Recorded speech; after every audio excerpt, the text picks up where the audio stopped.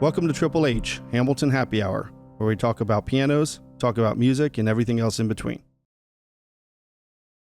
All right, welcome back, everybody. This is Hamilton Happy Hour. I am your host, Tobias Hamilton, and we have Mike and Mike here. Hey, everybody. Hey, everybody. Good evening, morning, and afternoon.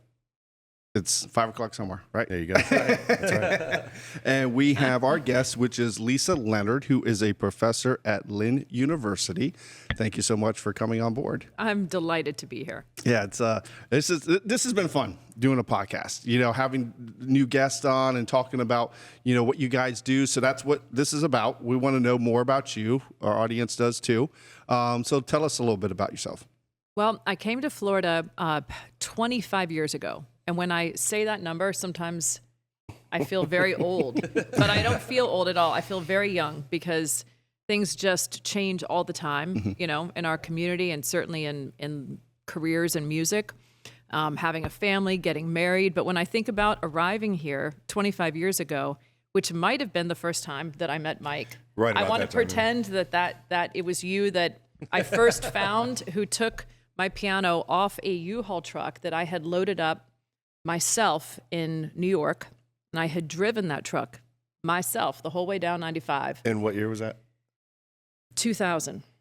Okay, so it's not true, but we can go with it. Okay, all right. I was still in D.C. Okay. But I was waving as you were going by. Shortly thereafter, I needed you. Yes, I needed you. And this guy had built a piano board for me, and I had this wonderful Kawai, and I moved into South Beach, and I had a piano trio with some friends at New World Symphony, and they very quickly won orchestra jobs and left me.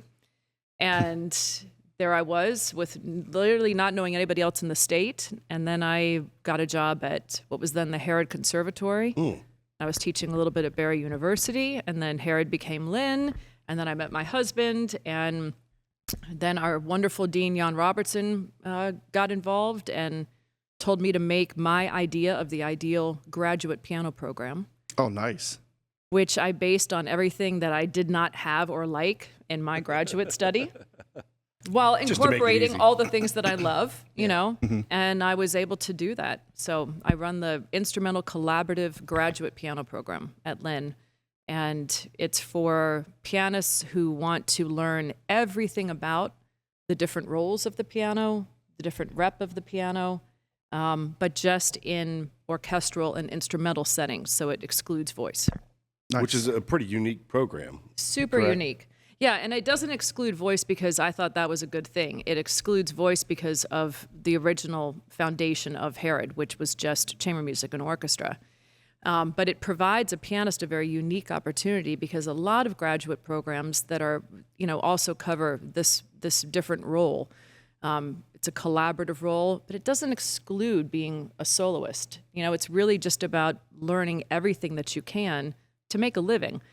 But a lot of them, because vocal departments by nature are quite large, they need pianists to service the vocal studios. And so you end up maybe having a little bit more of a lopsided experience. And so it's nice if you're also someone who maybe isn't sure, well, what am I going to like the best? Am I going to like learning how to play in large ensemble? Am I going to like something that is a little more structured and I want to focus just on woodwinds and piano? As you're exploring that, it's nice to have the option to really dive into those orchestral instrumental rep instead of playing a lot of voice lessons. So kind of everything worked out for me, and I'm very fortunate and grateful. To be given that part, like, here you go, do this, see what you can do with it. That's cool. That's like, telling a chef, do what you want to do. I mean, that's really, really cool. And that's a great experience to be able to have, because that's not usually how it goes. I mean, with careers, it's not, we try to kind of do that here to a point where it's like, show me what you can do, and then go from there. And it's also similar to what our newest venture. Yeah. Which, I don't know, how much are we talking about that right now? I'm not sure. Is that a... Stay tuned and find out. Which we just gave you your most recent tour of. It may be the next episode, and maybe 5 more episodes. Right. But he will be on. He will be coming on, and we'll, talk about it. But that's sort of, he's kind of getting that from you as well. Yeah. Like, he had an idea, and you're like, boom, let's do Run this. with it. Right? It's I mean, super cool. I know what it is. So Tune in. yeah. Yeah. Now, you guys were talking earlier before the cameras were on, and we should have, turned the cameras on earlier. Probably. About that conversation. That was a great conversation you guys were having. About the Redskins? No. Oh. There's not many great conversations about the Redskins anymore, is it? Or whatever they're called. let's stick to the 80s, and then there are a lot of great conversations right. to be had. Yeah. I'm still a Redskins fan, like people like World War II buffs. I just remember the old glory years. I don't care what's happening now. No, just no. That's right. Yeah. But I don't remember exactly what you're talking about. I'm not surprised. We have we know this, and I don't have my pad. I never. Where's my pad and my pencil? I'm lost. We bounced around a lot of things. Yeah, we did. Well, you were talking about how cool it was. You were at Kravis Center, and to see that. Was it an orchestra? Yes. So this was just last week, and Palm Beach Symphony deserves a huge shout out. I feel like that organization is, oh my God, they're just on fire. Yeah. And I love everything that they're doing. They sound amazing. But the community outreach and the community focus and inclusion is outstanding. I mean, really. And they sound great. So they did this wonderful side-by-side, huge concert. It was their closer concert. Kevin Kenner played most beautiful Chopin. And for Brahms' Academic Festival Overture, which they started with, I think they had 130 people on stage, maybe more. It's a lot. Right? And so they had the age range was also great. People from the community, young teenagers through maybe like an 80-year-old, and across the orchestra. And awesome. It was really special for me personally because my husband is a trumpet player, Mark Reese, and he plays in the symphony, and my son played in the violin section on the concert. So that was really fun. And we sat down next to Nancy Beebe, legend, who just retired this year. Oh, I guess she has 2 more days. Oh. If Nancy ever hears this, you are so loved and cherished. She built basically the incredible orchestral program training in Palm Beach County. She's at Bach decades, 37 years. Wow. And so she is retiring, and I ended up sitting right next to her in row N. It was so wonderful. And right in front of us, we both recognized a young man who teaches at Plumosa, the elementary school. Is that where he's at? Yes. Oh, okay. That has a great arts program. And he is a Lynn graduate, so I knew him as a student, and she had him as a student at Bach. And so she saw him first and said, "Hello, Stephen." I said, "Oh my gosh, I can't believe this." And so I love that example of what Lynn graduates are doing in the community, of these wonderful people who have built such wonderful programs across the county, and now these students are continuing their work. And sitting there as both a teacher of Stephen and my kid on stage, and it was just really wonderful. Just an awesome very night. special. It's just one of those nights you'll remember forever. Because it was How do you so many. recreate something like that? Right, you can't. I mean, there was a reception afterwards, and they invited the students that had played in the concert, up to the top balcony in Kravis. It's so beautiful. And so many Lynn graduates are in Palm Beach Symphony. Nice. They're like, "Oh, Professor Leonard, oh my God." Some of them from my first and second class. Wow. I mean, speaking of a funny student, like my student and now teachers of my kids, the director of the Dreyfus Philharmonic Orchestra and that whole orchestral program is Jeff Adkins, great bass player. And I taught him piano, secondary piano, at Lynn 16 years ago. Wow. And Carter is now, a sophomore studying under him. So it gets really interesting when, Carter does something and Jeff says, "I'm going to talk to your mom." And then he maybe is nervous to talk to me. So. Well, it's full circle. It is full circle. It's full circle. It's like with my son Brandon. He's been out tuning. Doing. He's done concert tunings, and he just did. We rented 2 C3s for an event, and I knew one of the pianists. I didn't know he was the one that was playing, but he was there because you guys, when you were picking up the piano, Steve, I think, Steve, Kaplan, Palm City. Right? Yep. And so he complimented the tuning and said, "Thanks for the good piano." And I'm like, that was my son. You know, he tuned that piano. That's right. And then the other pianist called the next day and said, I just was wondering who was the person that tuned that piano. And I said, well, that was my son, Brandon. He goes, well, when I get back in town, I'd like to have him come out and tune my piano. I'm like, yes, you know, so it's like that fulfillment of that full circle of it being done the right way. And when you have good kids, when you have good people helping, what they say, it takes a village to raise a child. You know, when you are circling everybody around to help with whatever it is, sports, music, you know, education, whatever that is, it's when there's so many people helping, you got so much of a better chance of that child becoming a young adult, becoming successful in their own life. And then it's full circle with you because you're seeing these people, you know, that are now in their professions and you had a part of that. That's freaking cool. That is really, really cool. You know, and how many people get to say that? I know. You know? And in how many industries? Right. And how many? And they get better. Mm-hmm. You know, they become more effective. And in music especially, I think Palm we Beach want County, to learn. We want to learn how to do it better. You know, we want to learn how to make the students more successful and less traumatized. And And I don't know, maybe because I'm kind of in part of that world, but I'm really not because I'm just a piano tuner, you know. But I didn't really realize how much of a connection all of that was till just now, till you said it. So there's a whole nother world out there that even I'm not privy to. The whole pipeline from Bach to Dreyfus to university level. Exactly, from that part to that part to that part. I think I really didn't realize it. I do kind of now, all the puzzle pieces are being put together because when my kids started in band from 6th grade and going on and on and on and doing what they're doing, and my wife was very involved. I mean, very, very involved. And then I was to a point with going to the concerts and, you know, free tuning on the piano, you know, for their concert and blah, blah, blah, in middle school and so on and so forth. And now my son's able to do that, you know, so it's kind of like, you know, it's just, I don't know, there's just something about it. You know, we can't put it into words. I can see why you might feel like you're on the outskirts of that, but you are, of course, actually critical to that. You know, as are Mike and Mike. Like it's the quality of the instrument, the ability to tell a student, hey, go to Hamilton Piano because they're going to help you.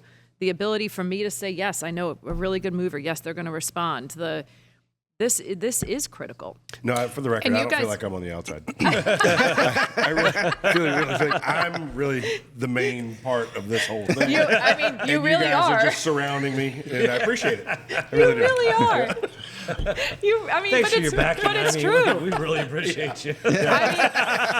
It's true. Like, what do you do if have you you know seen the the extra- wrong piano? Oh, we've had the wrong piano. I mean, I've gone through that. That's not the piano. Nope, that's not the one we agreed upon. In a recording situation, nope, no. I'm Good not going, playing Mike. this. You need to That was go in away. 2005 or You know, before. not Way to go, here. buddy. not here. Not here. Yeah, But yes, it's critical. Yeah. I mean, well, and I think the reason why I say that is because you guys are day in, day out with it, you know, with that student and every day going through that. If we move a piano, we're in and out. We move the piano, we're out. If we tune it, we're in and out. You guys are so involved with it for years where we just get the little tidbits part of it. I know that what we do is important, you know, because without you, you know, we wouldn't be here, you know, because we need teachers like you to give us professions. I mean, without you guys, the teachers, we wouldn't have a profession. So it's a win-win situation with that part of it. But you were also talking about something funny you were going to say about page turners that you had a funny story about. well, I have endless stories about page turners. It's probably best understood this way, that now if I have a page turner that I haven't worked with before, you know, and there's plenty of people who say, oh yeah, I'm happy to turn pages. And, oh, have you done it before? Oh yeah. And that's a lesson to be learned because that doesn't mean anything. And so I now have a very specific list. And I said, that's great. You've done it before. Let's practice, you know, let's go on out there. And there's so many things that can go wrong. And over decades, I have experienced most of them, I'm pretty sure.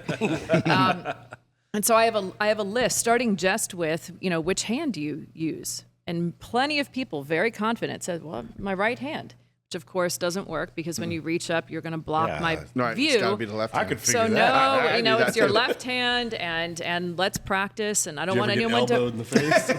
I've been elbowed in my side before, and I've also hit them going down to the bottom part of the keyboard because they don't listen about how far back they should sit, where it's safe behind the line. And so I just say, no, we have to put our right hand behind our back. So if you stand up, you can't knock into me, getting in and out of your chair.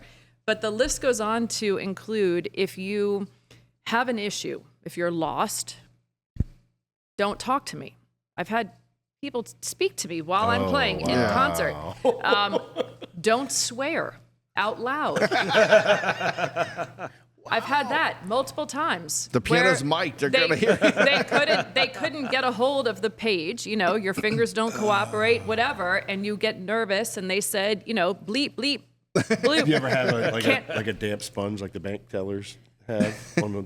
Well, I now extend my permission for them to lick their fingers. I also say if you're really nervous, stay standing. Take as long as you need to get a hold of that page, and wait for me to nod. Wait for me to nod. Do not do nothing if I do not nod. But no, they're just reading, and there it goes. And so we work through that. But I also sometimes need them to do extraordinary things. So one time, my favorite extra page turner, demands story comes to me from an art gallery where the piano was in terrible shape and the piece was in A minor and the low A stuck every time I pressed the key. And we realized this during sound check. And so I said to the page turner, just push it up. It's down. I'm going to move on. You push the key back up, down, up, down, up. So they So now they have sometimes to need use to their do, right hand. sometimes they need to do a lot. Yes.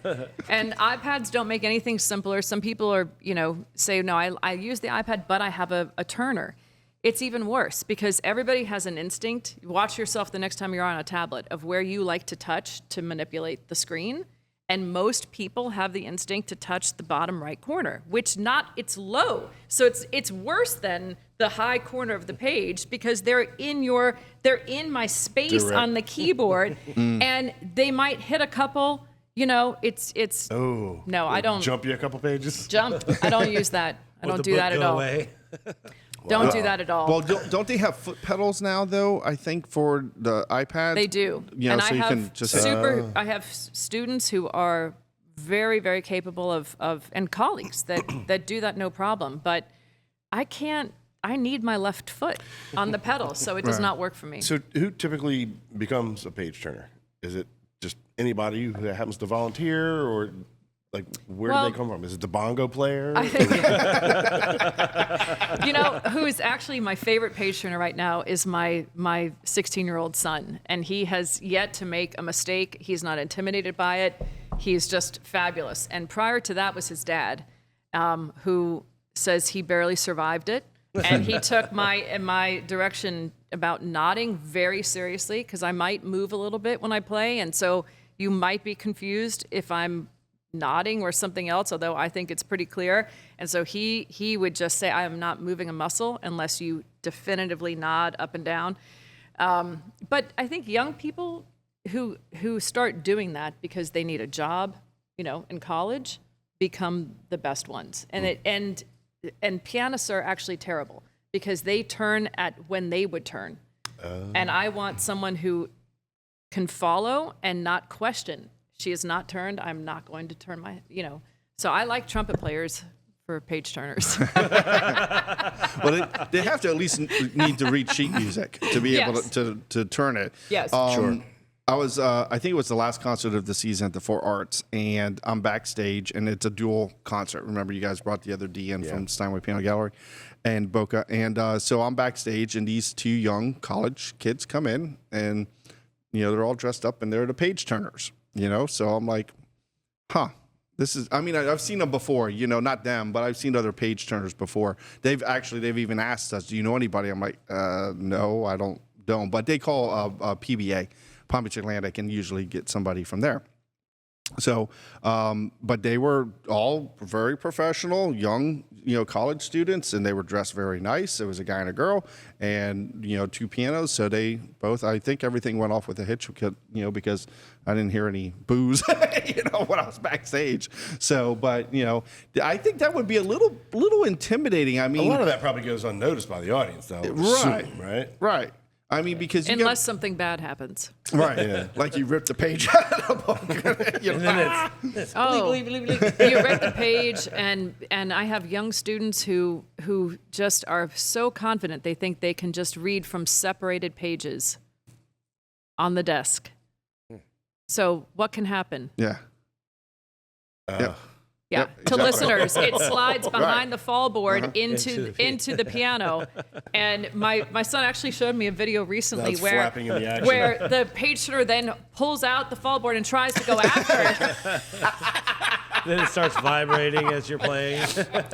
And then they're like, "Is the piano tuner here? Is he?" Right, that's right. Sounds like Yeah. he's playing a snare. Right. You got to lock it down. You got to know. I think the iPad is best though for instrumentalists, not pianists. Yeah.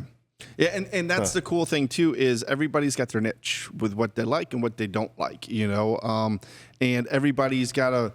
When you work with so many different pianists and artists, and now with this new venture that we're going on to, stay tuned for that. I'm going to keep saying that as a plug. You got to keep watching. But when We got to remember what we were supposed to be stay tuned for from the last time. Well, yeah, we have the other one we haven't announced yet.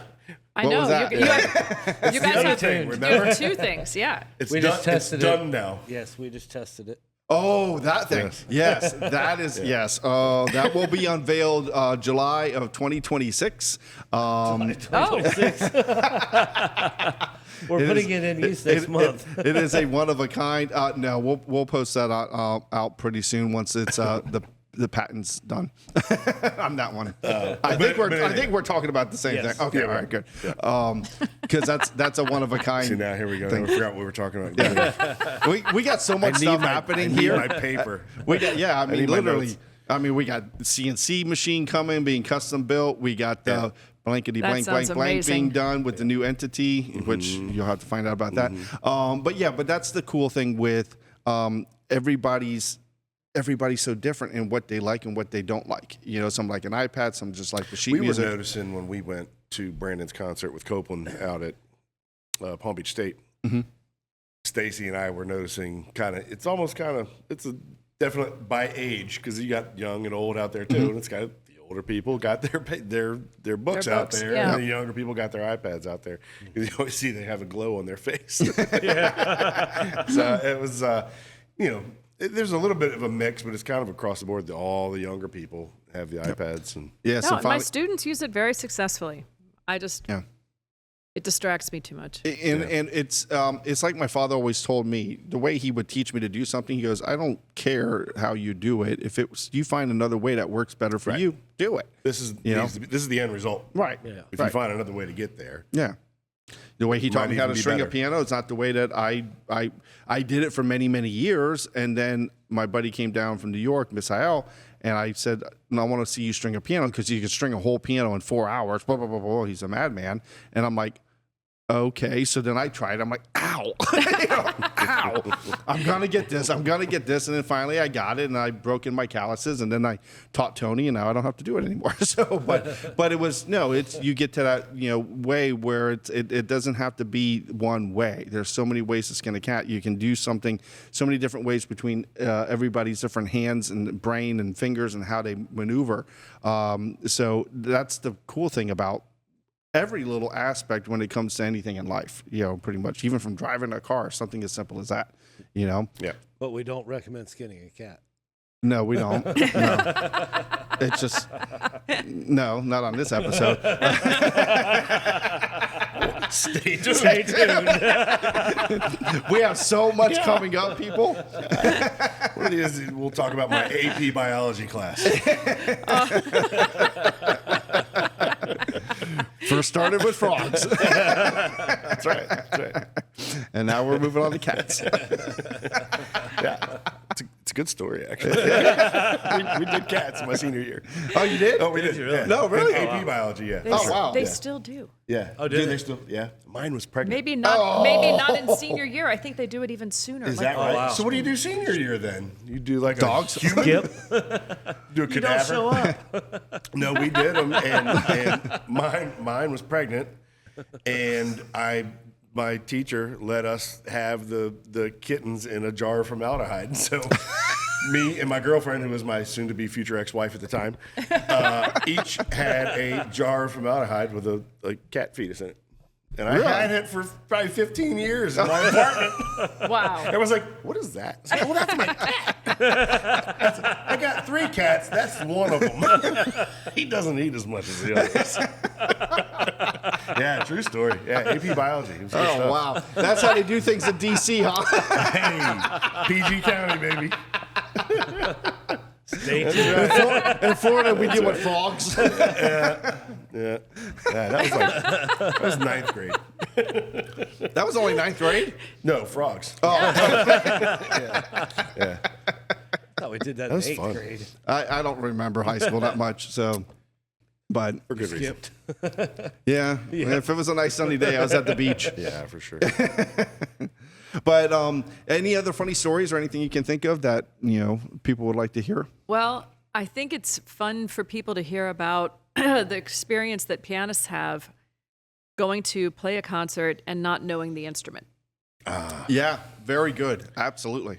And the difference between being just mildly disappointed, like, oh, I've worked so hard. I feel like I can play this passage so delicately and so pianistically and so beautifully. And then the upper register is shot and is tinny and has no capabilities of nuance. That's what I would call a mild. Oh, okay, it's one of these. And then you just still, use the same technique. I was taught you use the same technique that you know is going to get the best result. And so no matter the quality of the instrument, you still think you're pulling the best thing out of it that it can do, right? But we live in our head a lot because you don't want to play in reality. Sometimes what you're hearing is difficult to ignore. So you always want to try to do that. So we're trained to do that, and that's how we adapt. But there are certain things that you just cannot adapt to. Sticking keys is a very common problem. And when you don't have a wonderful technician, I was in New York this fall up in Schenectady at the beautiful Proctor's Theater. And they had a lovely piano, and I was playing Prokofiev 3, and I really needed, a highly responsive action. And there were several notes that were sticking/sluggish. And they said, well, the technician's going to be here. And a lot of times I think the pianists maybe we're lazy, maybe we just can't be bothered to deal with the technician, or we're stressed or whatever. But I really, to any pianist that's listening, go and say, when is that person going to be there? Let me be there, and Right. let me see what's going on. And this wonderful technician spent, I'm going to say 5 hours over 2 days, because he could not figure out why this thing kept getting stuck. And it was a repeated note, and it was hurting me because I kept coming in and it would not respond properly. And I have this beautiful picture of him, like in the 3rd hour, Sunday afternoon, of the actions out, and he realizes that the weight inside the key after a certain amount of hits is coming out. Shifting out. Oh, that's a new one. I mean, And- I know of loose leads. They're Right, leads. Yeah, I right. know that, but I've never. And I okay. have this beautiful, because he tried everything imaginable, and then we would rehearse and we would play a little bit, and then it would go down again. So he figured it out, and that is, that's just It's a incredible. eureka moment for That's you. a eureka. Yeah. Yeah, he was so happy, and I was so happy. And when you have someone that's willing to listen to you, a technician who, the response of, well, that's factory. That's, no, it is what it's doing what it's supposed to be doing. I don't love that, because I have something in my mind that, in my ear that I really want to get out of the instrument. And when it just can't respond because something is not right, that is super frustrating. Right. And so a responsive technician that listens and wants to be a part of that. And this guy in New York, he said afterwards, he said, I don't usually stick around for concerts, but I'm really going to try to come back and hear you. And I came off stage and he was there.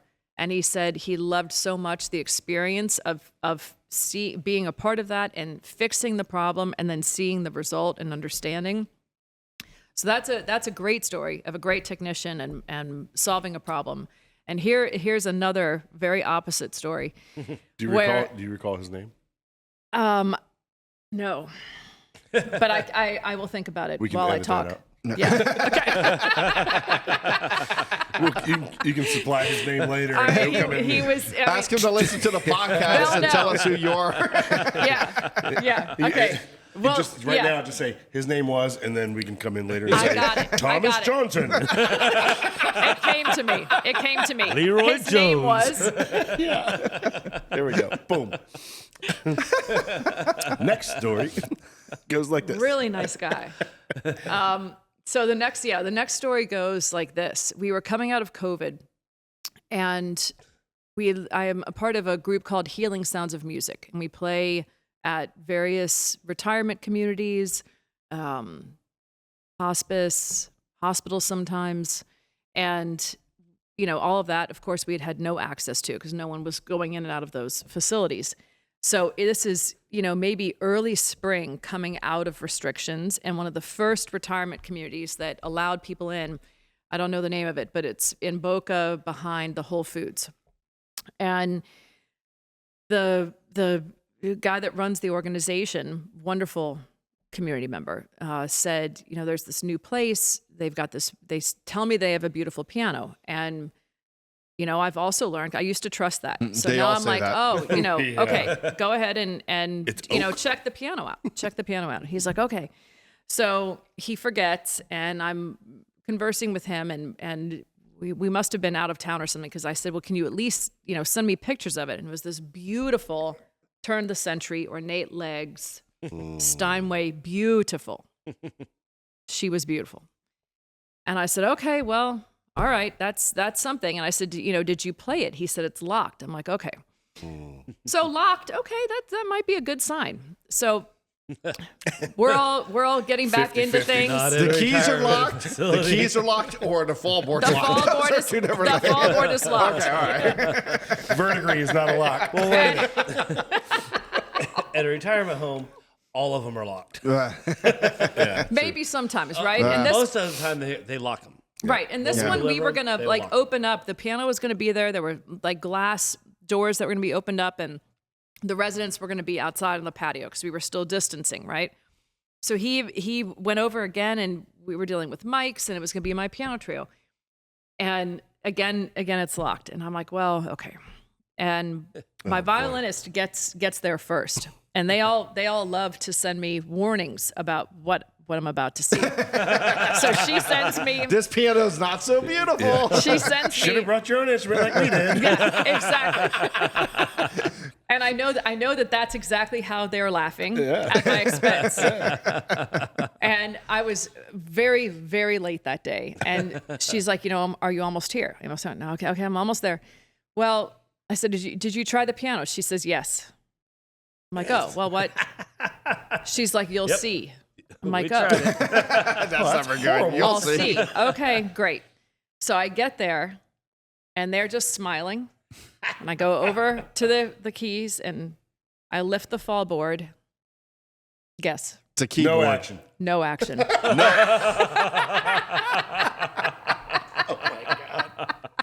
And there was actually a construction cone behind it, behind the back leg, because the back leg was not that stable. It was,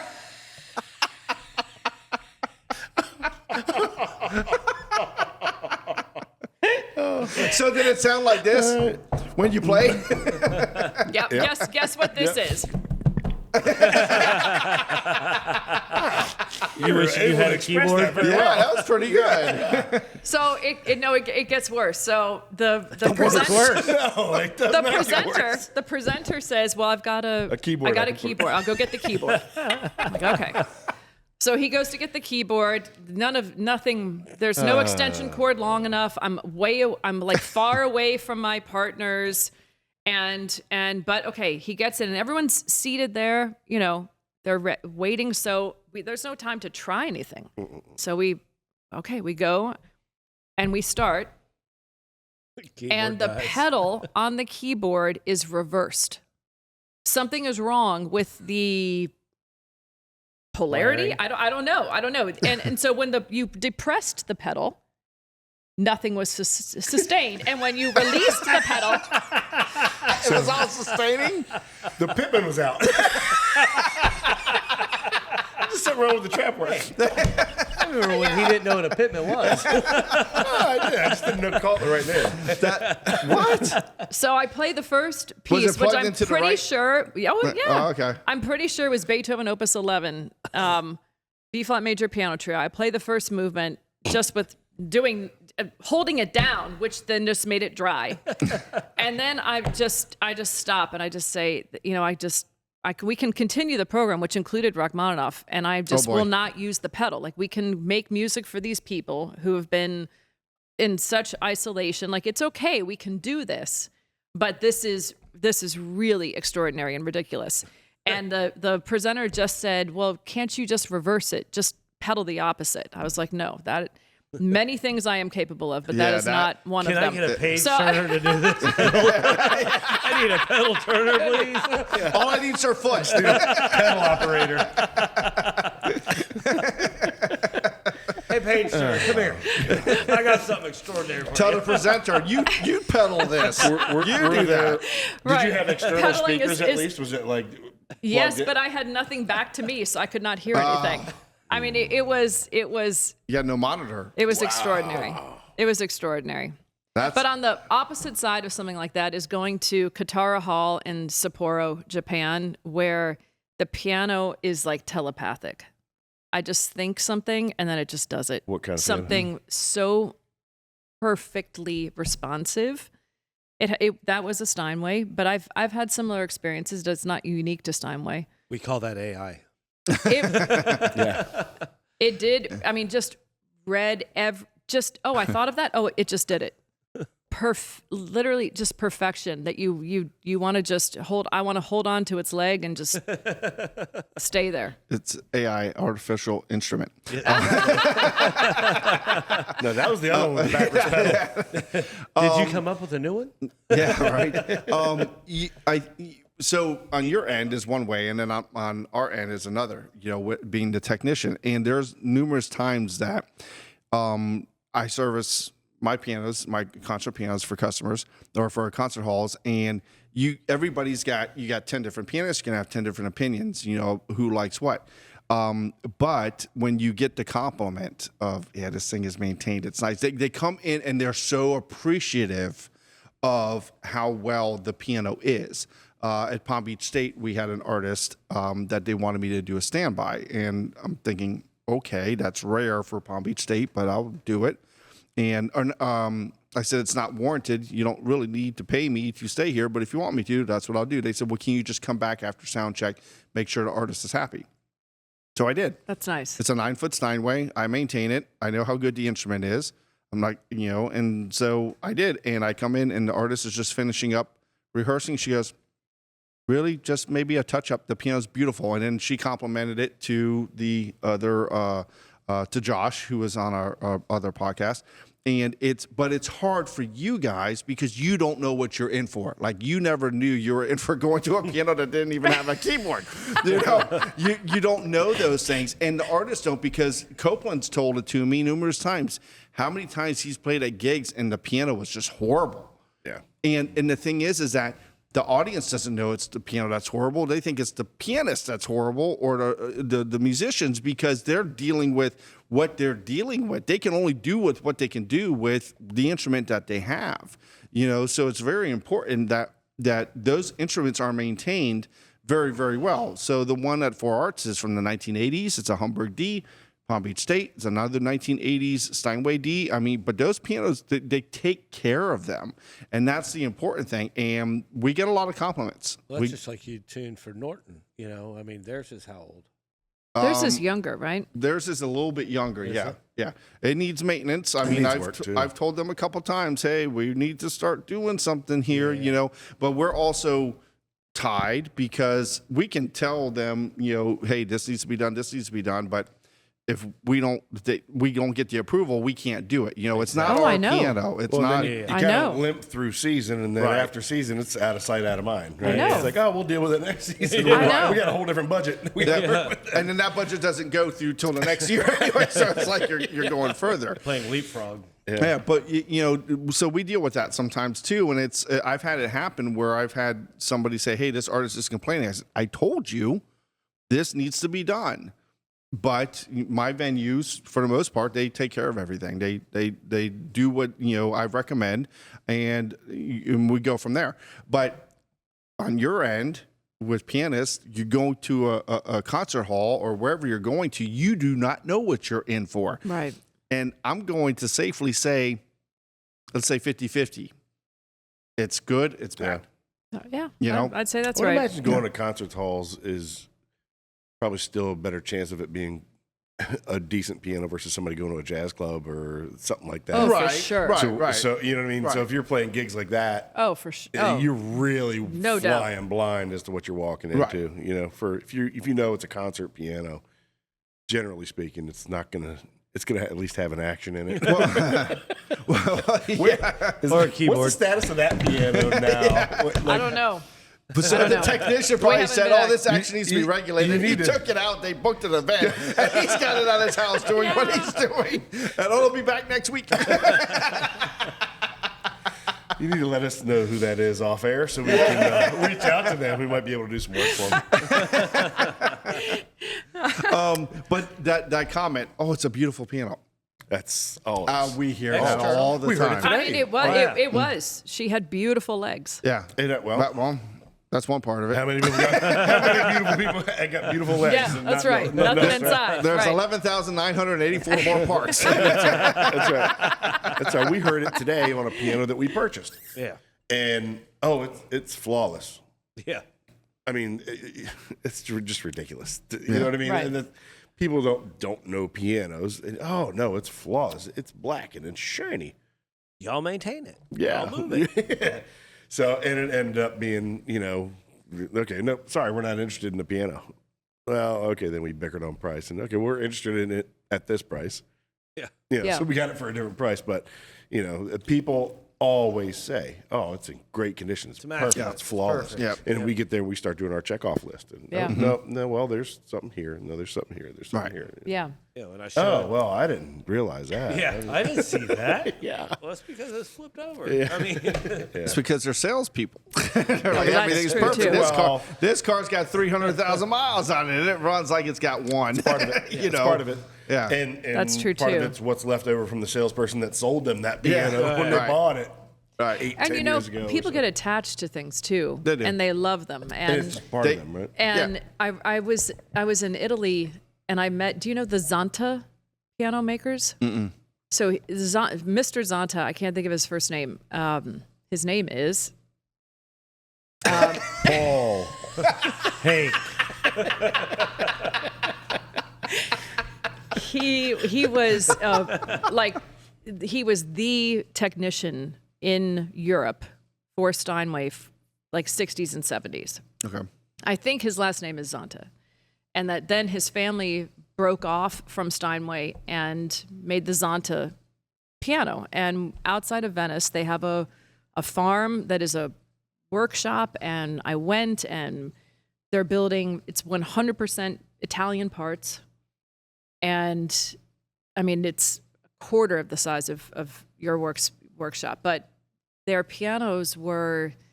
They were exploring different shapes. So the outside of the piano was boy. cut straight like a forte piano Okay. instead Okay. of with a curve. And they have 4 pedals, and the pedal and the bass on the instrument were incredible. And they didn't speak great English, so that's what I saw and that's what I know. But they're upright. They kept telling me you have to play the Nemo. Like looking for the word Nemo. And they took me to this upright, Was it kind a of the fish? size. Yes, it was Nemo. That's exactly right. That's exactly right. And it was almost the height of the old Steinway console, the tall ones. But it had a porthole in the front, so you could see the action inside.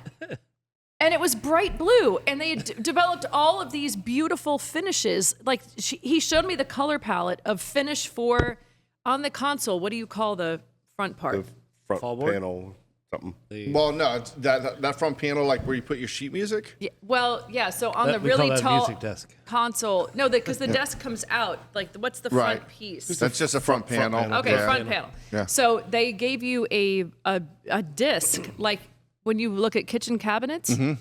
for finishes. What color you want? Yes, what color do you want? And they made it of some kind of, Slideshow. I don't know.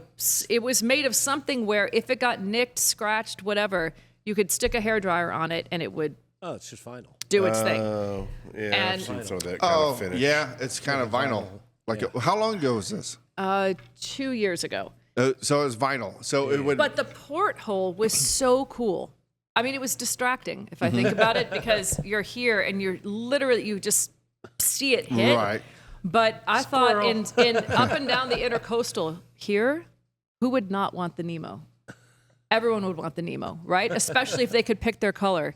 And it played really well. And so I like, I see wheels turning. I do. but I just like when I'm in a different area to explore what other people are doing with instruments, and they have things that sound great and other things that aren't working so well, and but I like that. And then another time I was in Texas and I was playing Beethoven 5, and somebody had a recreation of Beethoven's piano, what the forte piano would have been with 5 pedals.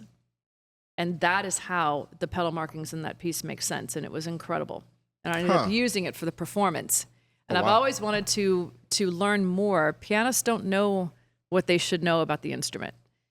Even its labels. Like when my son was studying violin and he was 6 years old, he could tell you every piece of a violin. What's this called? What's this? If you ask a pianist, even a collegiate pianist today, which hole do you put it on to put it on, full stick? They might stick it in the wrong place. Yeah. It is not. All the time. I've seen a lot of that over the years. Like very. I don't good know why we pianists don't know more about and even it. piano teachers yeah. still don't know a lot. A lot of piano teachers don't know a lot about walk the in. piano. Yep, pianists and piano teachers, even people that work at factories that build the piano, they don't know exactly what goes into it. I may have said this before, but before my dad passed away, I said, "Hey, Dad, out of all the people on this planet, how many people actually know what goes into a piano?" I said, "There's 7 billion people on the planet," and of course, this was over 12 years ago. So there's 8 billion probably now, but I said 7 billion people is probably 1%. He goes, "Toby, it's probably 0.1%." I agree. And I'm like, yeah, okay. And that made me love the business more, because that's what we're trying to do. Like what we've been doing since college has been out, we've been doing a lot of training here. We've got Victor that's down from FSU, Florida State University. He's going to take my buddy Dr. Yo's class, Lee Yo, as an undergraduate in piano rebuilding technology. They have a rebuilding class. Yes. Yeah. And so cool. I mean, Yes. that program is really great. So I talked to, I called Lee the other day. I said, "Hey, what's your curriculum for undergraduate class?" He goes, this, and this. And I said, because Victor, who I introduced to Dr. Yo, I said, "Hey, you should go take his class." And now he's going to, because to take his master class, you have to have 4 years of a bachelor's. So he's doing the undergraduate class. So Victor, Lee said, "Get this book. This is what they should know everything of." I said, "Okay." So I bought the book. I'm going to let Victor use it, read it, give it back to us, because I'm going to get somebody else to read it, use it, and take his class and start that cycle going, because it's one thing when you play the piano, but there's a whole different world that's happening when you press down on those keys that nobody understands or knows about. And that's what we're here to teach. So with Victor, that's one thing. We had Chatty here showing him how to do things. David's been showing him things. And I wanted him to go into his class having kind of not a leg up over the other students, but to have, okay, I know what you're talking about, because things are going to go over people's heads when you start naming parts. I mean, that's just the way that it is. He's gonna be going. Oh yeah, he will be. He will be. Can I get an answer from somebody else, please? And make no mistake, we do want him to have a leg up. Where'd you learn all this? Hamilton Piano Company. But it makes it's like even Copeland. So Copeland, the first time I tuned for Copeland in his home, I was very nervous because I knew how heavy-handed he is. I know how he plays the piano. It took me, I think, 2.5 hours to tune his piano, and that was at a point where I was not a bad tuner at the time, So it wasn't like my first tuning that took me 2.5 hours, but I beat this thing in. And so I talked to him. I explained things to him when I was there, and he says, I've been playing the piano for 50 plus years. I never knew what went into it till you started telling me. I said, well, if you want to know more, let me know. And that's the thing, there's so much that's involved. Like you came with your students, we did a field trip. I hope they had a good time, and Highlight of their degree. Oh, really? Oh, wow. Oh, wow. Thank you. No, everybody, please come and take the tour. Thank you. It's inspiring and wonderful, and I want to do it many more times. Anytime you want. That's what we consider do. ourselves ambassadors for piano.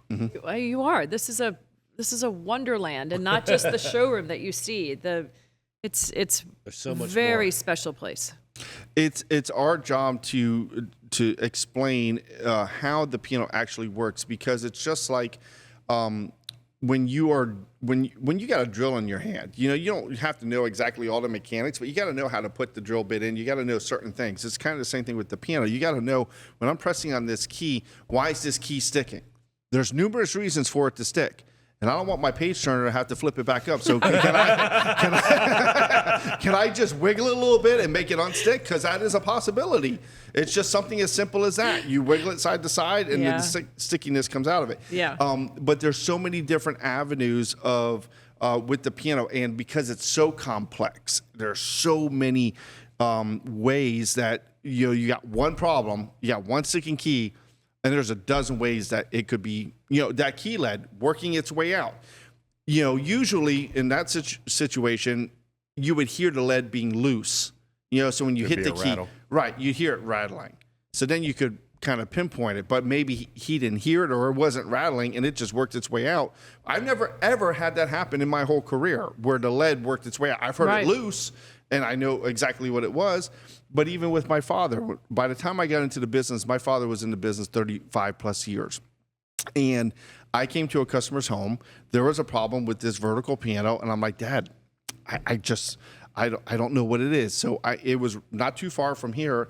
And he goes, and I asked him, would you come with me? So he went there, and he goes, well, this is the problem. The rail is split. And he goes, in my whole career, I never had this happen to me. He goes, but what someone told him was figuring out what the problem is the hardest part. Once you figure out what the problem is, your computer up here will automatically know how to fix it. You just got to find out what's wrong. That's the trick. And so he explained to me what was wrong with the piano. We explained it to the customer, said, this is what we got to do. And they said, go ahead and do it. And we did it and fixed it. And I've done probably 10 or 12 of them through my whole career, 27 plus years. And I've shown other people how to do it. I've shown them tricks. Hey, you could do this, because I learned from Jeff Chafin. He showed me a trick on how to do one when you're in the home, just to zip, zip, zip, and you're done. So you learn these things, and you pass it on, because what's the point of knowing it if you can't pass it on? Passing your knowledge, our knowledge, there's no point to it.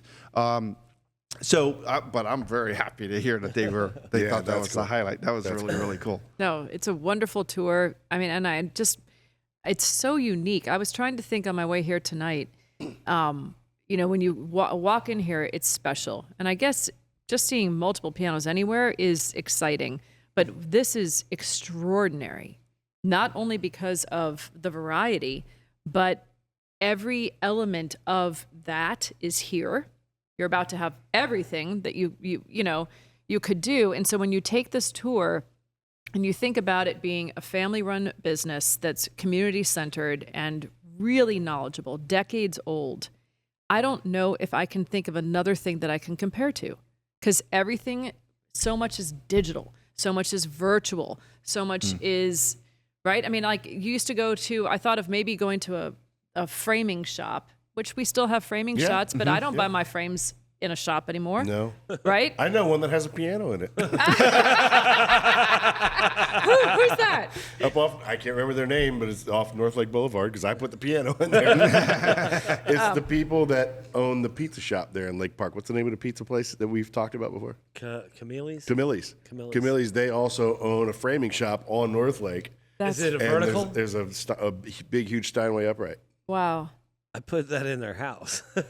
Really? Yeah. I took it out of the house and put it in there. This is before we That's so started working funny. together. Well, it's funny because they adopt kids and they have, what, 4 or 5 I don't remember, but I remember something that about that. they've adopted. Wonderful. And they brought this piano in.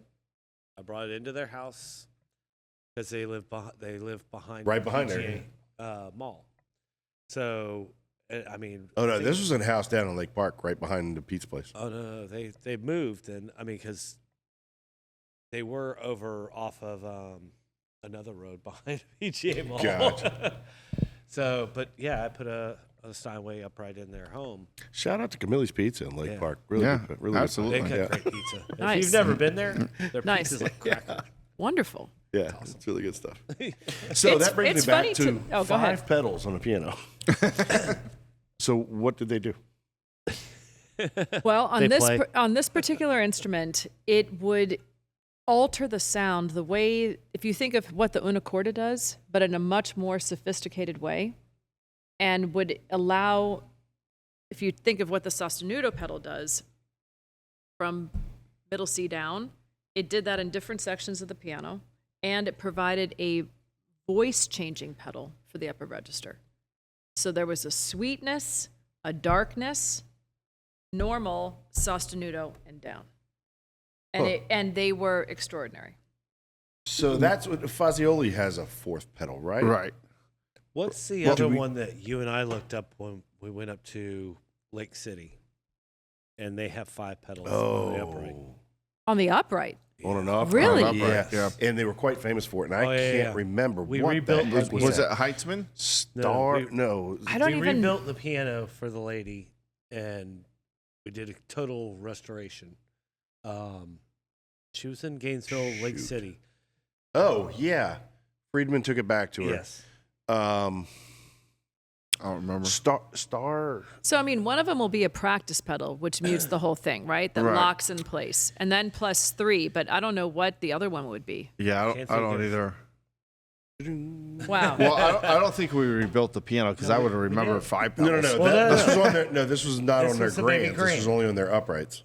Right. Upright, So- They had so the it- 5 pedals. So on it already existed then. Oh, yeah. Oh yeah, this was a long time ago. Yeah. We rebuilt her baby grand. It had a cracked Oh. soundboard and everything.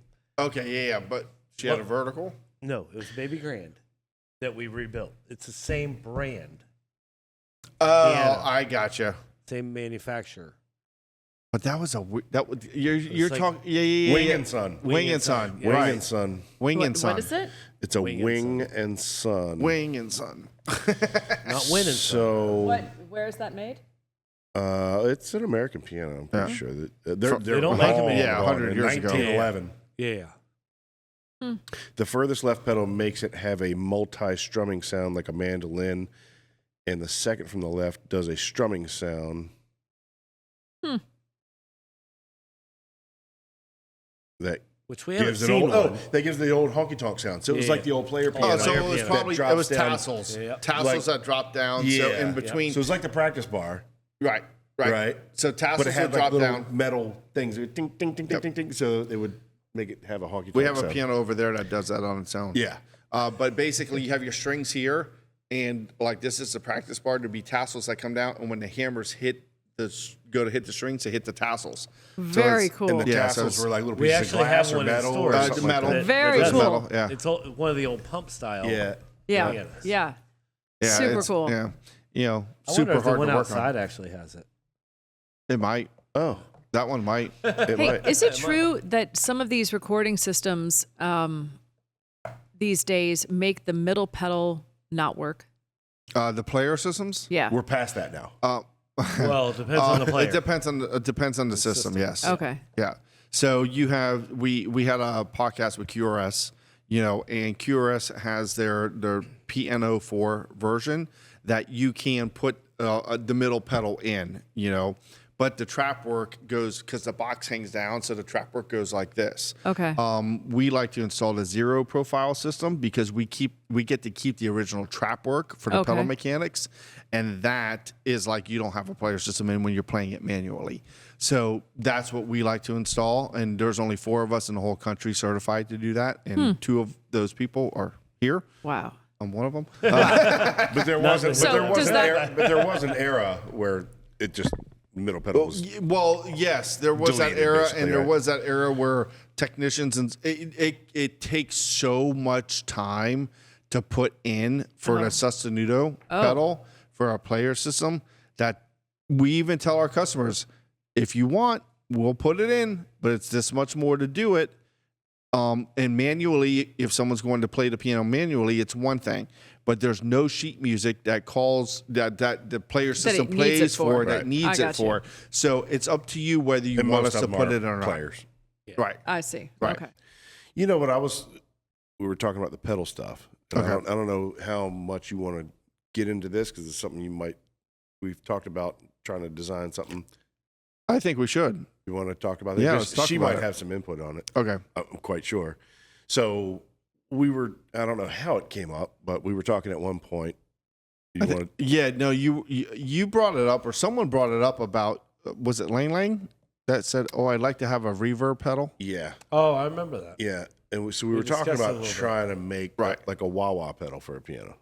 And Toby initially started thinking about it a way that, something could be pressing up on the soundboard or something. And we played with it a little bit by just manually pressing up on the soundboard while one of us is hitting a key. And you can get a little bit of a fluctuation in the sound by doing that. But I don't know if that's, just bringing that or just rehashing that with, potentially seeing if you had any ideas or if you had any need for that. I think the Sure, you trick. could do something. I think the trick with that is pulling down on the soundboard. Oh, right, that's right. We were Interesting. talking about Yeah. To take Well, the soundboard Tell everybody crown. about how. It's already. Yep. Go ahead. So the soundboard has crown. All right, it's bowed. So the string comes up to the bridge and comes down to the hitch pin, which is on the plate. Right. And is it like 1 that millimeter? Much? 1 millimeter. Okay. That much. Yeah. And it's 1 millimeter, right?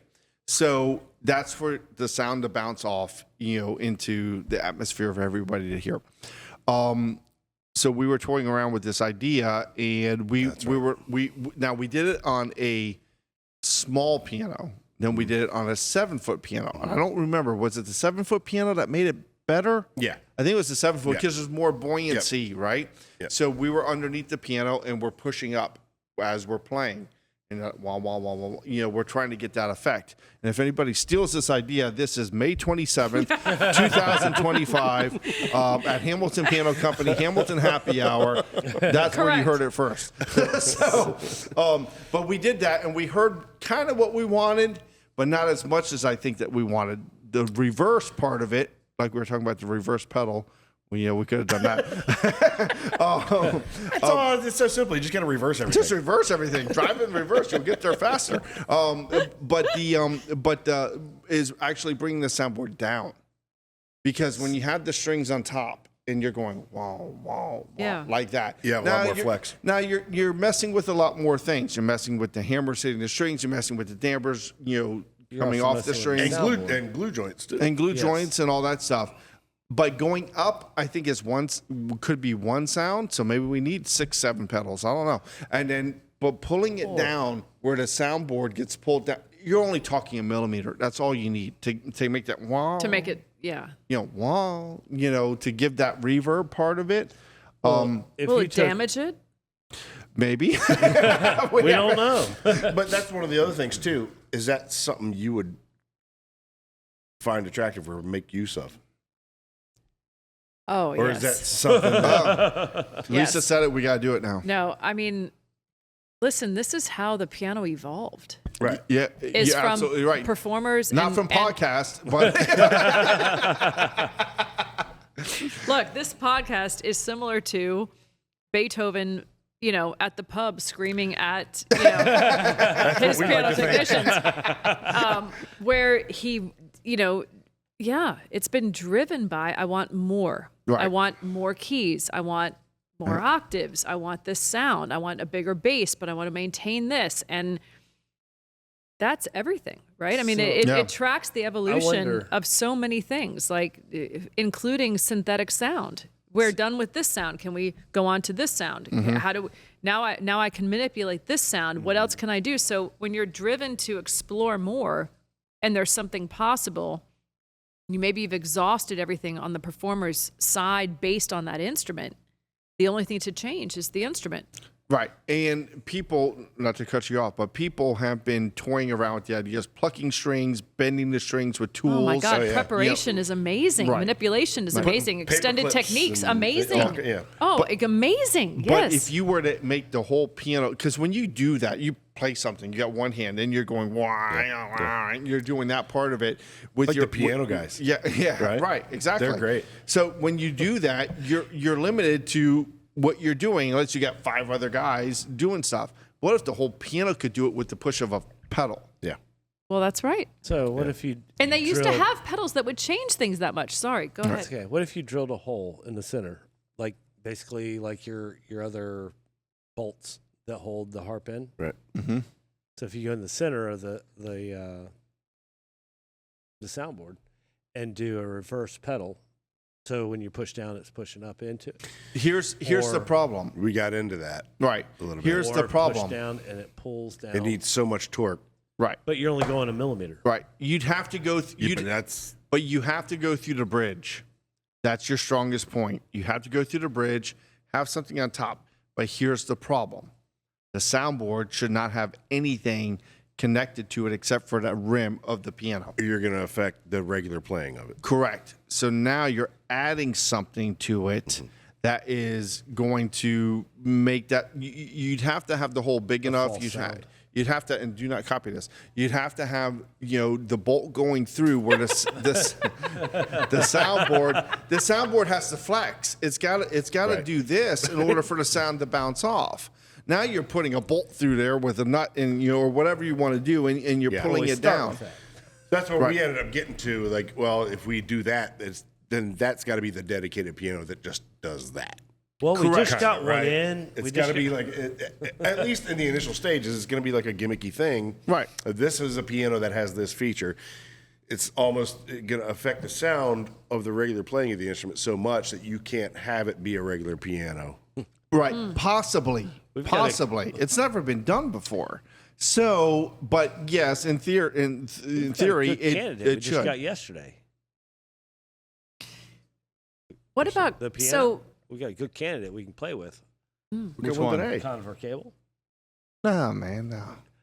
That's too small. No, Hey, you need a it's bigger. something- You need well, a it's bigger. something to try first. You need. No, man, not that one either. You need a bigger piano to have the flexibility to make it We need a work. 7-foot piano. You need a 7-foot piano. Oh, for sure. You need that yeah, length. because one you of your need the beats. tension to be less, Right. right? You've got so much more pressure. I mean, there's more tension, but there's pressure on a 7-foot piano or a smaller piano that you're like. You're going to be able to get more flexibility. So you want to Right. try that with your white bee? Yeah, I would be fine with that. But the when we tried it on the smaller one, you're hitting the thing and we're pressing it up, Right. and then we went to the bigger one. Oh yeah, we could kind of hear more out of it. But I think, in theory, pulling down Which we couldn't test. exactly until I ruin a piano to try it. But good thing is if we ruin it, we could rebuild it, so we're fine. Well, could we? Oh, I mean, we could fish something through the strings and just be able to push down to some extent. Well, we tried pushing down on the bridge, remember? Yeah. And but- the thing was we were able to move slightly, and we were getting that. The problem is our wrists and everything, we were too so we'd have to heavy make a on jig it. to be able to press Drill on a it. hole all the way through. Do not copy this. Drill a hole all the way through with Here it comes. with a lag bolt. Get it down and attach it, and where the pedal will pull that down, and just see. You can't go too far because then the strings will go pop off the But the we were bridge also bands. talking about Right. the trap work of it. Right. That's another. There's going to be so much torque to be able to pull that down. Right. That you have to have a way to brace it, and where do you Yep. know that? Yep. Underneath And the piano, it's a big. What Bolin was saying thing. is a 2-part pedal. You know what I mean? Yeah. You got to do that too. So there's a lot that we have to think about. Yeah. But I think it's worth thinking about. It's worth trying. I agree. Well, that's why I'm interested to hear from your perspective how much, because where are you going to use that in music that you currently play in classical music, or is this just for stuff that you might write? Right. Exactly. Or create. Right. I mean, Right. there That's are what I'm saying. creators Right. out there I think that- it's from here forward. Right. absolutely. That's But you just could me. also take the classical pieces and put a different twist on Beethoven with a wah wah pedal. Listen, why not? Yeah, exactly. I mean, Why not? I feel You know how many other Beethoven would have said, "What is this?" Right? Yeah. How do I get one of And- those? Absolutely. I mean, I'm sort of Well, well it was known. Lang Lang that brought it up, right? Yeah. That's where we got it from. Right. And I've been saying in recent seasons that I wish I could just announce to everybody I will no longer perform in public any dead composer. I only want to play living composers' music. And I don't have enough money to say that. So, but I would, All the gigs dry up. I would really like to do that because that's what, that's what everybody did. Everyone played living music. Yeah. Claire Schumann played Brahms and Schumann and It's like playing a cover others. band all your life, right? Right. And Yeah. it's also, I mean, they're masterworks, of course. Sure. But it's I Freebird. love the Everybody else Freebird. They want to hear Freebird. yeah. I love the journey and the new frontier of a brand new piece. So when I give a premiere of something that's never been played before, no one else on this planet has done that. No one else has executed what I just did. Yeah. And when I ask a composer to write something for me, I have a piano concerto that's being written for me from the 20th anniversary of the New Music Festival at Lynn University next year. He is excited about it because he wants to execute a form that has never been done in a piano concerto before, which is multiple sections but a single statement. So not movements with breaks, but a through composed idea. And he's tossing around different programmatic ideas, and I'm so excited to have something new added to the piano repertoire. So I love it in that aspect. And actually, I wanted Tell to them about the wah-wah ask. pedal. I wanted to ask if perhaps Hamilton Piano would like to showcase one of the rebuilt instruments for me to play at this premiere. I think that would be. There's a excellent. 9-foot Steinway we're working on right That's now. right. I mean, I saw it back there, so that would be wonderful. But I love that, and I love all things that haven't been done yet. And so I don't know Me about too. the wah-wah pedal, and I don't know if I would even like it, but I also want to know that I can try it to see if I would like Yeah. it. And I know that composers who are looking for new sound, I mean, have you ever thought about how we ended up through the evolution of tonality to the breakdown of tonality to atonality? And then we came out of that, and where did we go? Synthetic sound. Exactly. Brand new sounds. Yep. And Yep. what if the pianist then can do that? So then what are composers going to say? Oh my God, I'm going to do that with a string quartet. Acoustically. That's Yeah. how There's that's, still left that stuff. is evolution. Left to explore Right. acoustically. So you take the digital part out of it, which you can do a wah-wah on anything. You could put microphones in a piano and have that reverb, everything that you want with it, with a wah-wah MIDI pedal. or- Well, could we do Guitars, like so on and so a forth. little lever on the bottom of the piano? Anything's like, possible. well, For what's, the page, what's that the lever page going to turner do? to change. Well, no. Like, Turn it upside down. Well, robots Well, are no. being made every day. You have extra, you know it- extra duties.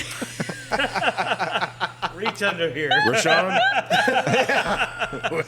we got a guy. We're starting AI. We'll figure it out. Well, no, when you're playing the guitar, you have the wah-wah. Right. Right. So why It's a lot couldn't easier you to use bend it? 6 strings than 220. Yeah. Well, why couldn't you use a lever underneath the piano instead of a pedal. Well, you may need more torque from your foot than you can get out of your hand with a lever, and you're using your hands. And you're talking about Well, you have a page turner. get underneath the piano and push up. Listen, we got a whole new task for you. Wait a minute. Dear viewers and listeners, our beloved podcast stars were having such a great time talking. Our cameras ran out of battery time. Thank you for your patience. Regards, Triple H Editor. I bet many listeners don't know that the earliest pedals were knee pedals. So you did not use your foot; you used your knee, and you pressed up And that's what against I didn't the know that. keyboard. Yes. So if you go to a forte piano that's a traditional So rebuild there's your today, wah-wah. you like this. Well, huh. I mean, you can't see Here's your knee. viewers, but your knees are there right under the keyboard, and you're pressing up, which makes much more sense. I talk to my students Right. about this all the time because pianists are like, oh, change, put your foot down, but it's backwards because what the dampers are doing are lifting. We should Right. say lift the dampers. Yes, your foot's going down, but why are we focused on the physical approach of it? I hate that. So I want them to look at that damper and understand how, the more natural. micro pedalings that you can understand. Notation is a problem. These lines, how do you represent what you're doing? Yeah, your foot's going up and down, but it's not logical. When you play with the knees Yep. At that outside point- of calf cramps, it's like really Well, at that point, I want you to go could- exercise. I want to play my piano. Well, at that point, you could use a bar underneath to push up with your knee. that to would pull- push to down, push down- pull on down the on the soundboard. soundboard. a reverse. I mean, that's crazy. And you could use the bracing of the piano to direct that rod. Well, to go And up you're getting pull more it. torque doing that, lifting your knee, than you are correct. pressing down. Right. with So that you don't small have of your you don't foot. have 4 pedals on the bottom. You have 3 pedals and 1 pedal underneath the bottom of the piano. Push Remember, you you up. heard it here first. But I don't know. Does so that we save you?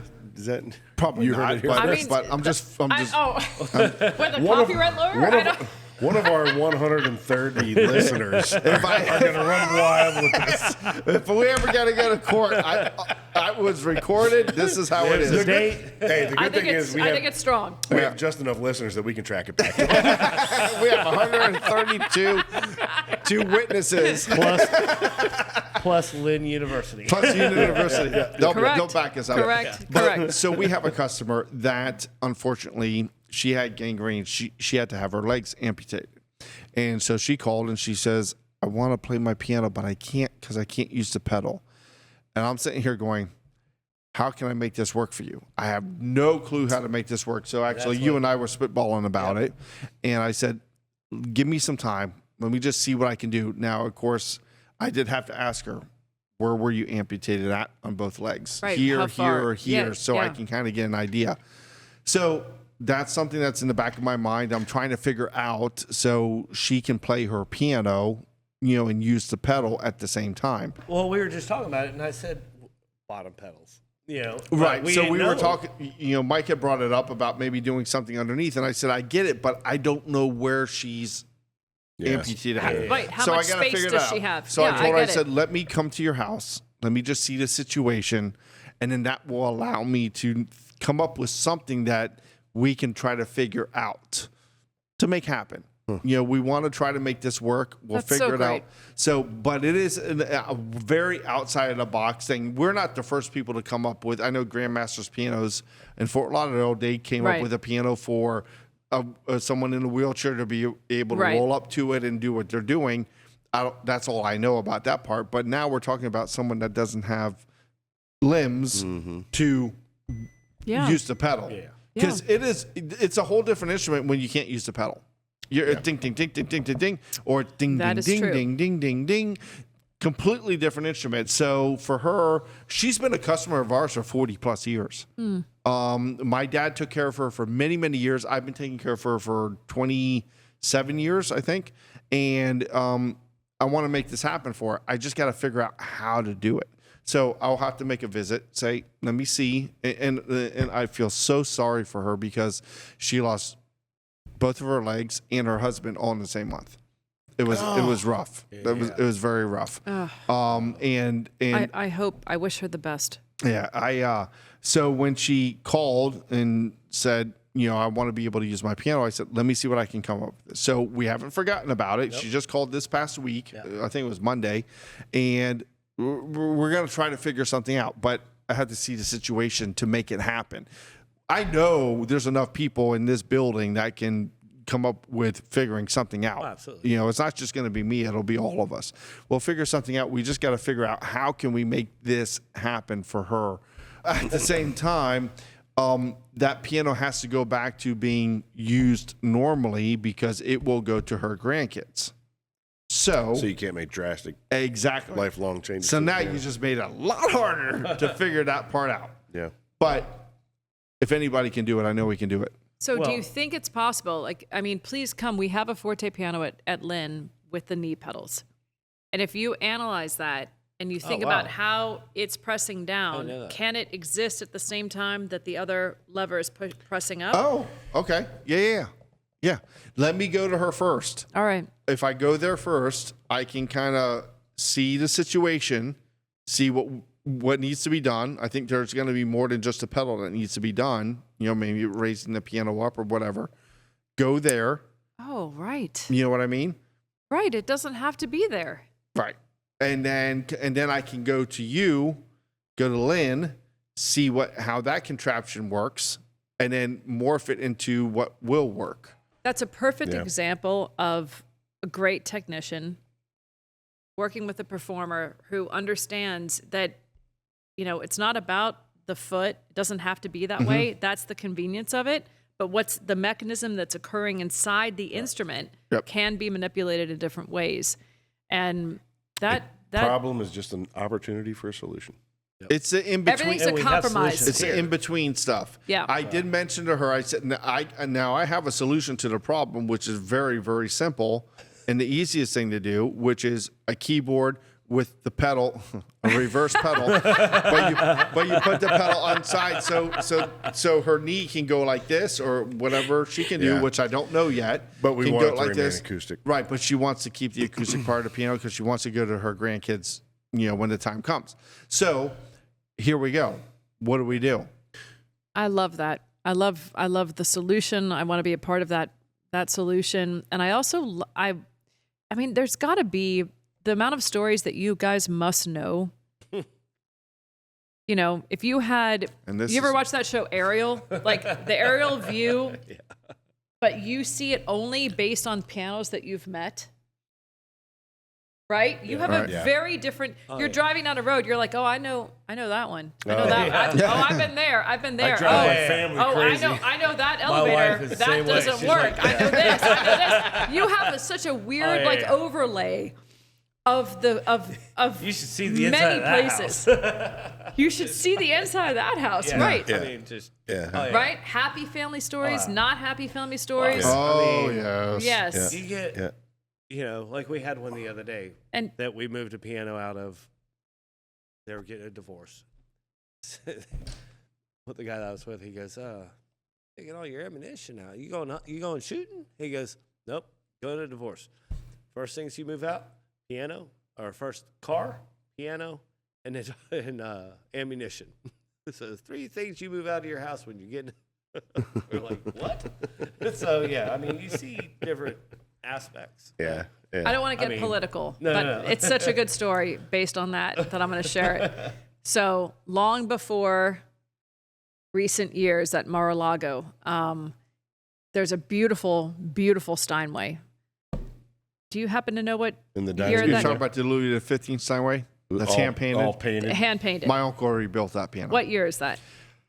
I don't know the year, but I know he rebuilt it early 2000. Okay. Yep.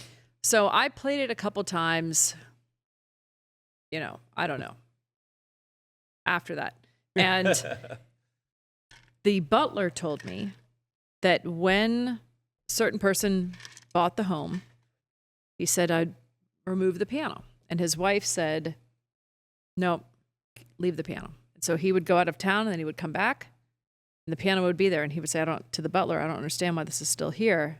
The butler would explain, well, wife asked for it to stay. And he said, no, remove the piano. This went on apparently for 6, back and forths. to the point where he finally said, okay, fine, whatever, just leave it there. And it was after that 6th time of him trying to remove it that I played it. And I played it a couple of seasons after that. I have a picture at it. And it is a beautiful instrument. The painting is beautiful. Yeah. So you said it's who painted it? I don't know who painted it. I think it may have been done from Steinway, possibly. I think it's the early 1900s. I have an article of my uncle at Mar-a-Lago rebuilding that piano. It was in a Palm Beach, book, and I have that somewhere I can show you. Basically, they asked my uncle to rebuild the piano, and he said, that's fine, but I will do it on premise. He didn't have to do the pin block or soundboard, so that needs to be done outside. Action and strings can be done inside. There's no refinishing work, so all that can be done. He goes, but I will not have this piano moved out of here. It needs to go somewhere where I can work on it. So he had it moved, I think, to a guest house or somewhere on the premises. Really? Yep. So he could do the work to it. He restrung it. He rebuilt the action, and he tuned it. Shortly after that, I don't know how long after that, he passed away. And I remember I only tuned it maybe one time at all, in my career. But my uncle was a great technician. He really was. He was a very good at voicing and regulating and stringing. He was just one of those guys. But he was so afraid of moving that piano out from there that anything got damaged. That's why he said, you need to move it to a part of the property that I can do the work to it, and then he'll do the work and then bring it back in. It's smart. Yeah, no, it was very smart. I mean, every inch of that instrument is gorgeous. Oh, yeah. But I hate the bench. The pianist. I hate the bench. The I mean, the piano's still bench there? appears. The piano it's is still still there. there, Oh, I and haven't seen it. it That's why I was appears to curious. be beautiful. This bench with this beautiful cushion, but the cushion is irrelevant because when you sit on it, it just is like a velvet cover to the wood, which is too low. So it's not only uncomfortable, it's not good. Right. Yeah. It's not good. And what are you going to do? Like grab the yellow pages and bring it into the Mar-a-Lago living They room? still have those anymore? No. Okay, all right. But I was just but most pianists hope Right, somebody yeah. is like it's in a closet somewhere. So I'm going to Mar-a-Lago Yes. to play the piano. I'm bringing my pillows. Yeah, no, I mean you need Bring to your couch bring cushions. Yeah, you need to. Yeah. It's It's those just worn wooden out. benches, but Yeah. the wooden benches are too They- low. Yeah, they were never built right to begin with. They're terrible. They're Louis XV Steinway. That's Yes. the design of the piano, and the benches for that had an insert, so you could there's a little tab, you could pull it out, and the whole top comes off, and that's their design. They were never built right. Yeah. I'm sorry, Steinway. Don't get mad at me. I love you guys, but that is that design was just not great. It's not you great. know. So, but you put an artist bench with Louis XV legs on there, you're okay, fine. that's good. You're fine. That's You'll good. have But Lisa Leonard happy and everything's good. No, a low bench is the worst. It's Right. not. It's not the hard. No, it's yeah. Yep. I don't know if I've ever seen an artist bench with Louis legs on it. I have. Yeah. Yeah. I've seen them mainly in In Europe. my mind. I didn't know. I didn't know that was a good playing piano. I didn't know that. Oh, it's a beautiful piano. Louis, no. I've seen it. I delivered a piano in there a couple times to that room, and You delivered my piano to the small ballroom yes for that yes, for I that did. NSAL gala. That's right. That's right. I was so excited about Yeah. that night. Yeah. Yes, you were. But I just assumed that piano didn't play well. I thought it was just decoration because I've No. taken rental No, pianos it's good. into that dining. That's the dining Well, room, right? I It's mean, it considered used the to be dining room? good. It used to be good. Yeah. I haven't seen it in 20. My uncle passed away 22 years ago, I think. So I haven't seen it in 21 years. Yeah, and I don't know if that's something that I've only Jeff been tunes or. The white and gold, and I've been in the big ballroom. That's The small ballroom is so this is in the main much house. prettier. This is in the- It's Yeah. in the main The house. dining room, I think, is what it's called, isn't it? Well, it's kind maybe. of the lobby. Like you Yeah. walk in past the desk Right and then it's past the there, desk but the and it's- dining room Right. is there. Yeah, I've never been and the there. library behind it. Been by Yeah. the pool. Yeah, that's true. But But yeah, benches. That's a whole thing. You know, Yeah. I had a great technician who rebuilt an artist bench for me, and I didn't think. I mean, I was ready to throw it out. It's no small feat. And he's like, no, he's like, what's wrong with it? I said, well, all these different things. It's not high enough. It does this, it jiggles. And, I'm just annoyed. And I just want to, throw it out. Like you throw things out. So, and he's like, no, let me take it. I'm like, well, I don't care because I'm ready to get rid of it. And then 6 months later, he brought me back this beautiful, would go higher, just beautiful artist bench. I think he probably fixed it in 2 months, and it took him 4 months to get it put back together. Because we had one that we worked on. They can be a pain. And They can be a pain. It took everybody in this shop to put it back together. What are your opinions based on the new hydraulics versus the rotator? Everybody loves those. I like them myself, but They don't last. they're not going to last. They're not. It's hydraulic. But they're less expensive, so They're a little less expensive, but it's. You get your pros and cons. You're going to turn it. it's you're so gonna have fast. It's right, so great. Right. Oh yeah, you just stand up and it matches it your butt. comfortable? Yes. It is comfortable, except here's another problem with stage crew. So at a recent concert, I was playing with the orchestra, so they brought the piano out and they brought the bench, and I'm very particular. Like, I set the bench beforehand. I don't want to be the person who comes out and then messes with the bench when everyone's waiting for music. Victor Borga. Yeah. Where's my keyboard? No, if I could do it and be funny, I would totally do it. You could do it and be funny. Stop it. I would go in circles. I would go the opposite Put way. a seatbelt on you. Yeah, I would explain what's occurring. I would get the measurement tape out. I would get the tape measure. Yeah. Yes, no, that would be very I funny. got a funny story about that too. Maybe I should do that. Yes. I understand some of my colleagues are now putting it in their contracts that the bench must extend to a certain, height. I don't. That seems distance. that And seems kind of distance. yes. And distance. That seems unenforceable somehow. But like they're gonna say, yeah, it extends to that, and you're gonna go there with your tape measure, and then you're gonna refuse to play the concert. I don't see that happening. So. I think Just I be would lucky request it's got a an better action in piano. Right. Can I get a better piano? Bench, I'm okay with. So Peter Mayer was a technician for Yanni, and when we had to move Yanni's piano numerous times, and the first time I moved this piano, he has an artist bench, and he's got a 9-foot Yamaha piano, and I moved the bench, and there's a string attached to the leg. Looking at it, I'm like, okay, whatever. So, do the move and this and that. And then Peter and I got to talking. I said, why was there a string attached to the bench leg? He goes, well, when Yanni would go out on stage, he didn't want to have to move the bench where he wanted to position it. He always wanted it right where it needed to be. So he tied a string to the bench and it ran to the lyre, the pedals. And That's he knew really exactly where the bench was going to be every time for the concert. And I was that's like, really smart. that's brilliant. It's brilliant. Simple. Yeah, it's brilliant. And I was like, oh man, that's a great idea. So in that's why he had a string tied to the bench, so that he knew exactly where to position, how far back he wanted it to be. The height you can figure out, that's not a problem. But the distance, that's a little different story. I mean, you could use a tape measure and do it every time, Right. but he had that tied to it, and I thought it was a great idea. That's a great solution. Yep. Just don't But in- exit that way. Well, but in this concert, the problem was I set the bench, and then the first piece there was an orchestral piano part, so that pianist used the bench, and I knew that, and they said, this person's going to use the bench, and then you're going to go out, and I said, it's no problem. I'll do a quick adjustment. Well, with the hydraulic, what's the problem? There's no micro adjustment. There is. I'm strong enough. I can get myself off the bench and without standing and do it, but it can be backwards. You got to turn it upside down. The the pole levers. can be backwards. And Okay. so the stagehands moved the piano and then moved the bench. And then I got out there confident.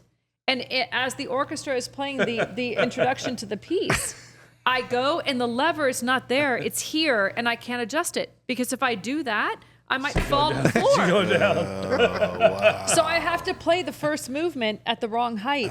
until And you then can flip after it the around. first movement, I have to get up and I have to be Reverse it. ridiculous and turn the bench around and then sit back down again and try to make a joke to the audience like, oh, it's supposed to be convenient, but haha. And but now I have a whole new thing to be paranoid about, where I tell the stagehand, just like I tell the page turner, no cursing, no right hand, don't carry it out with the lever facing forward, it has to be facing back, and it's a whole new level of problem. And and really, if you think about it, that's simple.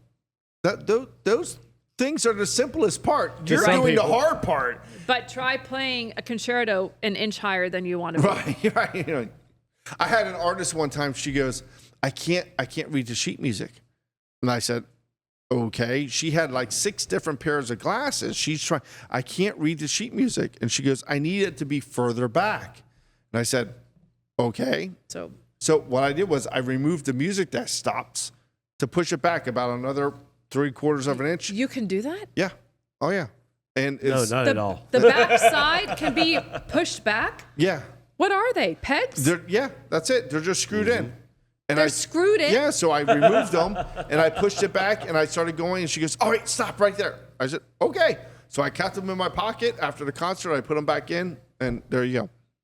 But they're, outside of the box. It's just outside of the box stuff you gotta figure out, I couldn't change, her perception of it. She couldn't sit further back. She couldn't get any closer. All I could do was work with what we had to work with. So I removed those stops and I pushed it back. She told me what she needed, so that made it easy. I said, oh, well, let me remove these stops. I can push it back. And maybe it was a 1/2 inch. I don't remember, but it was enough. Oh, that's perfect, she said. I feel so happy for her and thankful for you. Like that is everything. You're gonna go remove them when you're pianist at home tonight? I mean, my optometrist has been helping me with that.